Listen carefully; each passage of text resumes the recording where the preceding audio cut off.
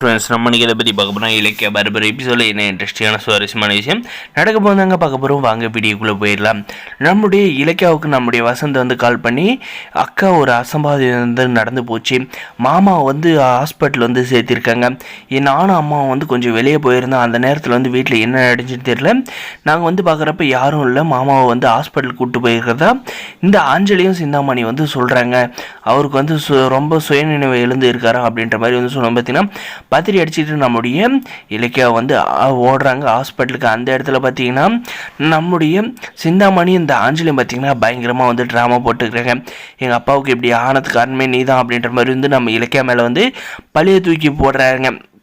அதுக்கப்புறம் பார்த்தீங்கன்னா நம்ம இலக்கியா போயிட்டு மாமா மாமான்னு கூப்பிட்றாங்க. ஆனால் பார்த்தீங்கன்னா நம்முடைய மாசிலாமணி வந்து கொஞ்சம் கூட வந்து ரெஸ்பான்ஸ் இல்லாத வந்து அப்படியே வந்து இருக்காங்க, கைகளை கூட வந்து அசைக்க முடியாத. அதுக்கப்புறம் பார்த்தீங்கன்னா நம்முடைய இலக்கியா வந்து டாக்டர்கிட்ட போயிட்டு, டாக்டர் என் மாமாவுக்கு வந்து என்னாச்சு, ஏன் அவர் வந்து கைகளை கூட வந்து அசைக்க மாட்டுறாரு, என்கிட்ட வந்து பேச மாட்டுறாரு, ஏன் அப்படின்ற மாதிரி வந்து கேட்டதுக்கு பார்த்தீங்கன்னா அவருக்கு வந்து தலையில் வந்து விழுந்ததில் பயங்கரமாக வந்து அடிபட்டு இருக்குமா, அதனால் வந்து அவருக்கு சிறுமூளை வந்து பாதிச்சு இருக்கிறதுனால வந்து அவரால் வந்து நடக்க முடியாது, அதே மாதிரி வந்து யார்கிட்டையும் வந்து பேசவும் வந்து முடியாது அப்படின்ற மாதிரி வந்து சொல்கிறாங்க. இதை கேட்டால் நம்ம இலக்கியாவுக்கு வந்து பயங்கரமாக வந்து ஷாக் ஆகிடுறாங்க. அதுக்கப்புறம் பார்த்திங்கன்னா நம்மளுடைய இலக்கியா பார்த்தீங்கன்னா, மேடம் அந்த ரிப்போர்ட்டை நான் கொஞ்சம் பார்க்கலாமா அப்படின்ற மாதிரி வந்து கேட்குறாங்க. அந்த ரிப்போர்ட்டை வந்து பார்த்தது பார்த்திங்கன்னா நம்முடைய இலக்கியாவுக்கு வந்து தூக்கி வரி போட்டுச்சு.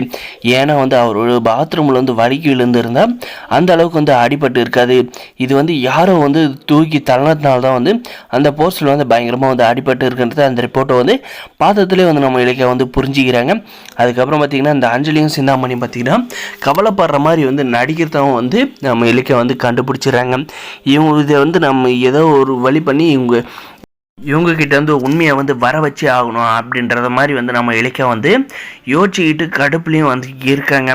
கூடிய சீக்கிரம் வந்து இந்த ஆஞ்சலிக்கும் சிந்தாமணிக்கு வந்து முடிவு கட்டி அவங்கள வந்து தரன்னு இழுத்துட்டு போய் இந்த போலீஸ் ஸ்டேஷனில் வந்து விட போகிறாங்க. நம்ம இலக்கியா இவங்கள வந்து திருந்துவங்க அப்படின்ற மாதிரி வந்து எதிர்பார்த்தோம். ஆனால் வந்து திறந்தாத ஜென்மங்களாக வந்து நீங்கள் இருக்கீங்கள, உங்களுக்கெல்லாம் வந்து ஜெயிலு தான் வந்து கரெக்டான இடம் அப்படின்ற மாதிரி வந்து கடைசியில் கூப்பிட்டு போய் விட போகிறாங்க.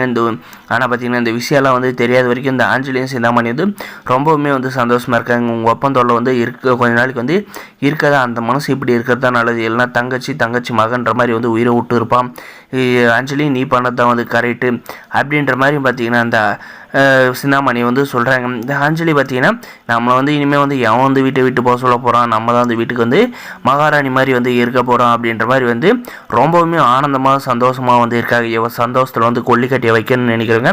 இந்த வீடியோக்கு ஒரு லைக் பண்ணுங்க, மறக்காது நம்ம சேனலை வந்து சப்ஸ்கிரைப் பண்ண வந்து மறக்காது சப்ஸ்கிரைப் பண்ணி பெல் ஐகானை கிளிக் பண்ணுங்க. தேங்க்ஸ் ஃபார் வாட்சிங்.